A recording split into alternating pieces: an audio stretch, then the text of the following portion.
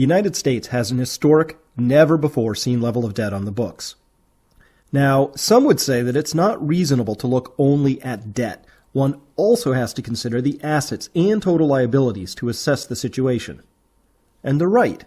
After all, does it really matter if you have $1 million of debt if you also have no additional liabilities and assets worth $10 million? Well, not really, because your assets exceed your debts and liabilities. You should be $9 million in the clear. What we're going to do in this chapter is look at both the assets and the liabilities of the United States so that we can assess whether the current debt loads are worrisome or not. All right, let's begin here with assets. So what is an asset?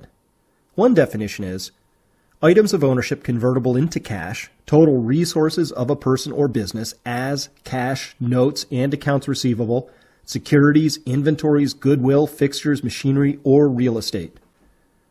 By this definition, an asset is something of value that can be converted into cash or provides access to or enhances a flow of cash. If we simply say assets are bank deposits, real estate, a stock or a bond, and the physical stuff we own, we'd pretty much cover the vast majority of what we consider to be our assets. A liability is a likely future expense for which one has an obligation to pay. Not just the absolute legal requirements to pay, which are the debts, but also any outstanding obligations. To make this understandable, for a family, their assets would be cash in the bank, home equity and other real estate held, and the things in their home that they owned. The family's debts would typically be in the form of a mortgage, an auto loan, credit card debt, and perhaps student loans. And the future liabilities of this family might include college educations for children that have not yet been fully saved for, or taking care of aging parents whose own resources are insufficient to cover their future needs.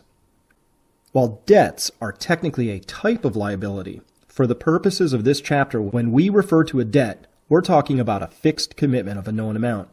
When we say liability, we're referring to a future obligation to pay that is neither fixed nor accurately known.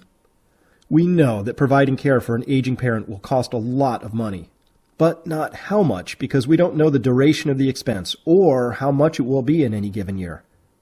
We're making this distinction between the term debt and liability because the media and even our government often treat the two very differently, something Congress reminds us of every time they say that Social Security and Medicare can be modified at any time and therefore don't count the same as our national debt. So, how does all this stack up in terms of our total net worth as a nation? To get a handle on this situation, we're going to look at the net worth of households, because on the public side of the story, as we saw earlier, the liabilities and assets of the federal and state governments really belong to the citizens.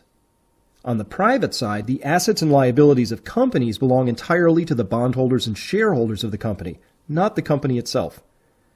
And who holds those bonds and stocks? Ultimately, somebody does, which for the most part means a private citizen does. Since we can pool citizens into households, we could examine household assets, deduct some relevant liabilities, and get a decent view of where things stand. The Federal Reserve tracks net worth at the household level, and this data is routinely and widely reported in the media. According to the Federal Reserve, household net worth exploded by more than $20 trillion between 2003 and 2008, an astonishing feat, before collapsing by $17 trillion during 2008 and 2009. And then again, between 2009 and 2013, the net worth of the countries increased again by nearly $20 trillion. To put those numbers in context, the entire net worth of the nation did not even hit $20 trillion until 1989.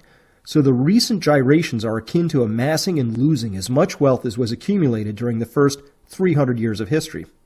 And these are net assets, meaning debt has already been deducted. So the Federal Reserve and many in the media take the position that with just over $77 trillion in net worth, Americans are doing just fine, and our rapidly climbing national debt levels are no cause for concern. But before we get too excited about the astonishing wealth indicated here, there are two key oversights and a fallacy hidden in this report of which you should be aware. As always, the devil is in the details. Before I address those, I want you to observe this period here, spanning from 2000 to 2003. That dip in the net worth of households was due to the stock market collapse that ran from 2000 to 2003 and caused such great panic at the Federal Reserve that Fed Chairman Alan Greenspan lowered interest rates to the emergency level of 1%, thereby igniting the greatest of housing and credit bubbles in all of history. That led to an even bigger crisis in 2008 that wiped out even more wealth, in response to which interest rates were then lowered to 0%. Zero. As in, as low as mathematics will allow. Booms and busts and bubbles and bursts, that's how the Fed prefers to operate. These declines in total net worth lead to this observation. Debts are fixed. When you take on a debt, there it sits, growing larger and larger until and unless you make payments on it. Debts do not vary with general economic conditions or whether you get a raise or lose your job. Assets, on the other hand, are variable, sometimes gaining and sometimes losing value. And so this leads to the next key concept of the crash course. Debts are fixed, while assets are variable. Okay, where did the $18 trillion in new wealth since 2009 come from? Well, about 80% of that growth came from a rise in financial assets, and the remaining 20% came from a growth in real estate and other tangible assets. When we look closer at the actual amount of household net worth there is today, we see that 83% of the total net worth consists of financial assets, totaling about $63 trillion, while the tangible assets are the remaining 17% and total around $14 trillion. If we examine these assets a little more closely, we see that the $63 trillion worth of financial assets consists of things like pension funds, the assets of privately held businesses, deposits, stocks, bonds. The other bucket of $14 trillion in tangible assets consists primarily of real estate, which is 69% of this bucket, and consumer durables, which would be your car, your dryer, and if you live in New England like I do, maybe your snowblower, if you've got one. For every single one of these assets except cash, in order to liberate the wealth from these assets, you'd have to sell them first. One general rule of asset markets is this. Things go up in price when there are more buyers than sellers, and things go down in price when there are more sellers than buyers. Hold on to that thought for when we get to the chapter covering demographics. Now let me expose two great oversights of this household wealth report. The first oversight I wish to illuminate is that the data is presented as if it applied to our entire country in a fairly even and therefore useful manner. It does not. As of 2010, the top 1% owned 35% of all net household wealth, and looking at stocks only, owns 42% of all the country's financial wealth. If you can't see it, I apologize. The top 1% is represented by a very thin green smear at the top of the column there. So it's great that our stock market keeps powering higher and higher, but for every $1 trillion it goes up, $420 billion of that newly created wealth goes to only 1 out of 100 households. The top 20%, which includes the top 1%, owns nearly 89% of all net household wealth and over 95% of all financial wealth in the U.S. This means the bottom 80% of the citizens of the United States, represented in yellow, holds only 11% of the total wealth of this country, and less than 5% of its financial wealth. And even within the remaining 80%, the distribution of wealth is similarly weighted nearly all towards the top. Oh, but wait a moment. The top 1% isn't hogging everything. If we look at debt, we see that the top 1% only holds 6% of the country's debt. The next 9% owns 22% of it, but the bottom 90%, that's 9 out of every 10 people in the U.S., holds 73% of America's debt. So the rich hold almost all the wealth, but generously allowed the rest of us to hold on to all the debt. Given this tremendous disparity, I'm reminded that Plutarch once cautioned that an imbalance between rich and poor is the oldest and most fatal ailment of all republics. More immediately, this helps us understand why the great credit crisis of 2008 was worse than expected. Just as was true of the wealth gap in the late 1920s before the onset of the Great Depression, the severity of a crisis does not depend on average wealth, but the distribution of wealth too. If a large swath of the population lacks the means to weather the storm, then the storm will be longer and harsher than otherwise would be the case. So, what does it mean that 80% of our population possesses a meager 11% of the total wealth and the lion's share of the debt? For one thing, It means that the recent efforts by the Fed to provide massive amounts of liquidity to support the biggest and wealthiest banks at the inflationary expense of the lower classes were not only misguided potentially, but cruel and unusual. And this leads to an easy prediction to make.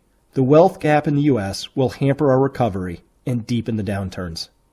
The second and bigger oversight is that the Fed mysteriously does not offset the net worth of the nation by the general liabilities of the federal and state governments or private corporations. Wouldn't it make sense for the Fed to offset these against household wealth? To me it does. So let's look at these under and even unfunded liabilities. What we're going to look at here are pension, retirement, and entitlement programs. At the state and municipal levels, we find that pensions are underfunded to the tune of maybe $4 trillion. What this means is that as money was taken in through taxes, states and municipalities actively chose to spend that money elsewhere in preference to putting it into pension funds. Big promises and insufficient contributions were made at the same time. And what does it mean when we say the state and municipal pensions are underfunded by $4 trillion? How's that calculated? The $4 trillion shortfall is what's called a net present value, or NPV amount. Now, this is important, so let's take a quick peek into this idea. A net present value calculation adds up all the cash inflows, in this hypothetical example, $1,000 per year for 6 years, and offsets or nets those inflows against all future cash outflows. Since a dollar today is worth more than a dollar in the future cash flows have to be discounted and brought back to the present. So we net all the cash inflows and outflows, discount them back to the present to determine if the thing we are measuring has a positive or negative value. Net present value. This is the methodology used to calculate the status of state and municipal pension funds and the U.S. entitlement program shortfalls. Now, growth in the value of the pension fund assets plus future taxes are offset against cash outlays to pensioners, brought back to the present, to indicate that in order for pension funds simply to have zero value, $4 trillion would today have to be placed in those state funds. An important realization about NPV calculations is that the future has already been largely taken into account. So, waiting and hoping for a different future result to emerge pretty much never works. If we had to place $4 trillion in the funds today, but don't do this, next year the shortfall number will be even larger. The only way it could be smaller is if fewer people are collecting benefits or the fund's assets outperform the assumed rate of growth that fed the NPV calculation. Moving right along, corporations are coming off the highest levels of profitability in decades, but they too opted to underfund their pensions to the tune of $500 billion net present value in dollars, in preference for other uses for that cash, such as stock buybacks. Because pensions typically invest in bonds and stocks in a roughly 60-40 split, any recessions or market declines will only add to the shortfall. In part, the pension shortfalls are a direct function of the extremely low interest rates currently available. Thank you, Greenspan and Bernanke. And also because the main stock market index, even though it's making new highs here at the end of 2013, is still languishing by historical standards if we inflation adjust those returns over the past 15 years. And since most pension funds assume a 7 to 10% yearly compounded return, and since stocks and bonds are not yielding anywhere close to that amount over time, even including the market run-up from 2011 to 2013, the pension shortfalls are completely understandable. But when we get to the federal government, that's when scary numbers emerge.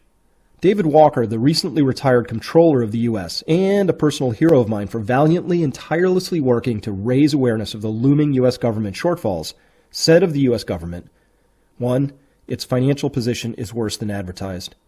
2. It has a broken business model. And 3. It faces deficits in its budget, its balance of payments, its savings, and its leadership. In my assessment, he's absolutely right, and here's some data to support that. This is a table taken right from the U.S. government annual report found on the Treasury Department website. Again, we're going to be looking at NPV numbers here, meaning that we'd have to place this amount of cash in a bank account at a stated rate of interest today in order for the U.S. government to be considered fully solvent. The first is a nearly $16 trillion shortfall representing the total U.S. government net position without including Social Security or Medicare. Again, this means that all U.S. government cash inflows plus the value of all government assets have been offset against known outlays to determine that today, the U.S. government would have to somehow obtain $16.1 trillion to balance its liabilities and assets. But that's just 1/4 of it. Once we add in Social Security and Medicare, the shortfall suddenly balloons to $55 trillion by the Treasury Department's own calculations. Whoa, stop right there. That's over 3 times GDP. This means the U.S. government is insolvent. Full stop. Why is this not topic number 1 on every president's agenda? A country this far in hock has some real future issues to contend with and is potentially on its way to bankruptcy. In case you're harboring the notion that there's some money socked away in a special U.S. government account like a lockbox, this picture shows George Bush standing next to the entire Social Security trust fund. In fact, he's holding it. There it is. The entire trust fund is a 3-ring binder with slips of paper in it saying that the U.S. government has spent all the money and replaced it with special treasury bonds. Well, hold on there. Aren't treasury bonds an obligation of the U.S. government?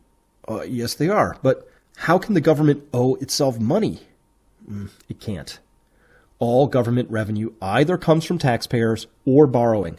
So when the time comes to pay off those special bonds, that money will either come from taxpayers in the form of higher taxes or additional borrowing, which will be paid by future taxpayers.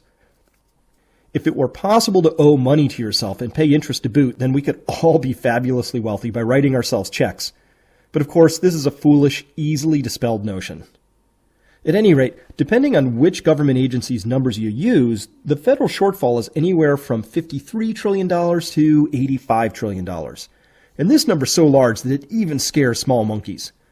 And proving the point that you cannot grow your way out of an NPV shortfall, this number has grown by nearly $40 trillion over the past 10 years, advancing during both strong and weak economic times. After all, who else besides taxpayers living in households are really going to pay off those liabilities? Nobody. That's who. If the Fed did perform this offset, because the federal government alone has a negative net worth that far exceeds total household net worth, the reported net worth would plunge below zero. I consider it a blatantly silly practice to tally up the assets of a country while neglecting its liabilities, let alone its debts. This is the same as someone with aging parents and looming college bills claiming they're in good financial condition because they have a slightly positive balance in their bank account. In summary, U.S. households have a positive net worth if and only if we neglect to include liabilities into the mix. When we include those, then the picture turns quite negative. Japan and Europe are in similar situations, driven by a poor combination of bad planning, failing to save, promising too much, aging demographics, and low economic growth ever since the year 2000. Because the liabilities are so large and so silly, you can count on them never being honored. But just because we write a liability off does not mean it goes away. By giving retirees less, they or their families have to shoulder the burden of living within their means, something our government still refuses to do.